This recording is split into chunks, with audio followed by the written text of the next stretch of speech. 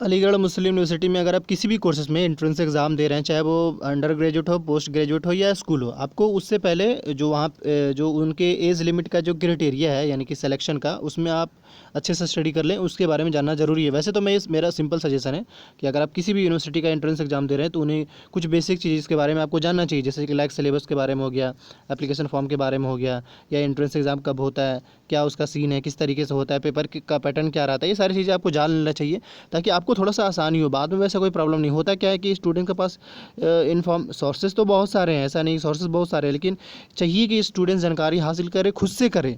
ऐसा नहीं कि कोई हर वक्त कोई बताने वाला ही हो। आप खुद से कोशिश करें। सारी चीज़ें वेबसाइट पे अवेलेबल है, पर आप सही इन्फॉर्मेशन, क्योंकि जब आप इन्फॉर्मेशन पे काम करेंगे ना तो आपको सारी चीज़ें बिल्कुल करेक्ट मिलना शुरू हो जाएगा, लेकिन उसके लिए आपको थोड़ा सा डे बाय डे अपने आप को बिल्ड करना, वो भी हो जाएगा, पर ये है कि आपको टाइम देना होगा। देखिए सिंपली इसमें एम यू करे कि हमारा कुछ क्राइटेरिया है एज लिमिट का, हम ज़रूर इस चीज़ को कंसिडर करते हैं, और अगर कोई ये स्टूडेंट्स एज लिमिट को अगर कोई फुलफ़िल नहीं कर पाता है तो उस केस में एडमिशन उनका कैंसिल भी हो सकता है।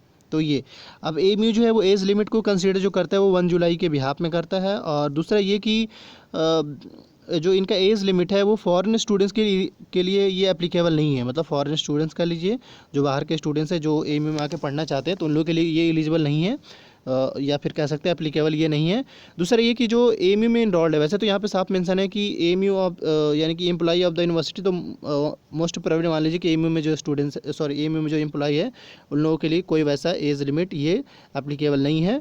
जो है वो आउटसाइडर स्टूडेंट्स के लिए कह सकते हैं, या फिर जो फ्रेश स्टूडेंट जो एंट्रेंस एग्जाम देना चाहते हैं उन लोगों के लिए। इसके साथ साथ जो मदरसा बैकग्राउंड का स्टूडेंट्स है उनका भी जो है यहाँ पे 3 इयर्स का रिलैक्सेशन है यहाँ पे, आप समझ लें।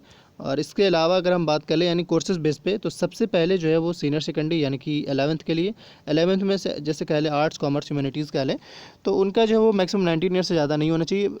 मतलब अगर 19 ईयर से ज़्यादा हो रहा हो तो उनका फिर अगर एंट्रेंस एग्ज़ाम क्लियर भी कर लेंगे तो भी उनका एडमिशन नहीं हो पाएगा। क्यों? क्योंकि आपने एज लिमिट आपका पार हो रखा है। और वही अगर आपके डिप्लोमा की बात कर लें तो 21 ईयर्स है। और अगर कोई स्टूडेंट्स ग्रेजुएशन में अप्लाई कर रहा हो, ग्रेजुएशन में लाइक उसके साथ साथ अगर कोई मतलब ग्रेजुएशन तो है ही, साथ में अगर कोई डिप्लोमा करना चाहता हो या सर्टिफिकेट कोर्स करना चाहता हो, तो सीनियर सेकेंडरी के अगर सपोज़ कर ले 24 ईयर का मतलब ये है कि आपका जो 12th जो है आपका, ऐसा नहीं होना चाहिए कि आप जो है वो ओवरऑल जो आपकी एज है वो 24 ईयर से ज़्यादा हो गया हो। समझ रहे हैं? ओवरऑल जो है जैसे आपको ये स्टूडेंट्स 24 ईयर का हो गया हो, चाहे वो जब भी 12th का हो, तो उस केस में वो एलिजिबल नहीं है। इसके साथ साथ पोस्ट ग्रेजुएट की कंडीशन भी कुछ ऐसा ही है, उसमें भी सिंपली 27 ईयर्स मैक्सिमम दिया गया है, यानी 27 साल से ज़्यादा अगर किसी का एज हो गया तो वो भी एलिजिबल नहीं है।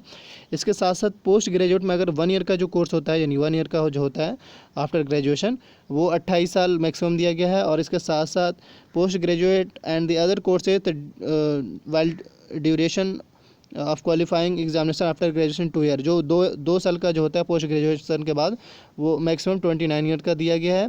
और अगेन जो है पोस्ट पीजी डिप्लोमा कोर्सेज में भी मैक्सिमम 29 ईयर का दिया है, यानी अगर किसी स्टूडेंट्स का इससे ज़्यादा एज नहीं होना चाहिए। अगर इस केस में ज़्यादा होते तो वो एलिजिबल नहीं है।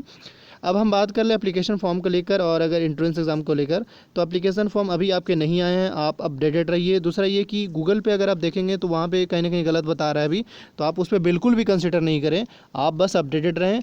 इस यूट्यूब चैनल को आप सब्सक्राइब कर लें ताकि आपको कोई भी प्रॉब्लम नहीं हो। और वही अगर एंट्रेंस एग्ज़ाम की बात कर ले तो अभी कंफर्म बताना, या एप्लीकेशन फॉर्म को लेकर ही अगर कंफर्म बताना बड़ा मुश्किल है। आप बस ऐसा कर लें, अपडेटेड रहिए। दूसरा ये कि एक्सपेक्टेड कह सकते हैं कि एप्लीकेशन फॉर्म हो सकता है अप्रैल में तो नहीं, मे बी मई में आपके आएँ। वैसे जो भी अपडेट आएंगे आपको बता दिया जाएगा। और वही अगर एग्ज़ाम्स की बात कर ले तो अगस्त से पहले तो मुश्किल है एग्ज़ाम होना, क्योंकि सिचुएशन कंट्रोल से थोड़ा सा बाहर चल रहा है। आप बस अपना ख्याल रखें। सबसे ज़्यादा इम्पॉर्टेंट बात ये है कि आप घर में ही, अगर आप कहीं भी रह रहे हैं तो घर में रहिए, या फिर अपना अगर बाय द वे बाहर भी जाएं तो ये सोच लें कि भाई अगर हम जा रहे हैं तो बस जो भी काम से कंप्लीट दिन का बस एक बार ही जाएं और आएँ। ऐसा नहीं कि बार बार आते जाते रहें, क्योंकि अभी देख रहे हैं सिचुएशन थोड़ा सही नहीं है, तो आप भी अपने आप को थोड़ा सा ख्याल रखें। Thank you for watching this video. M U को लेकर अगर आप अपडेटेड रहना चाहते हैं तो इस यूट्यूब चैनल को जरूर सब्सक्राइब कर लीजिए। Thank you.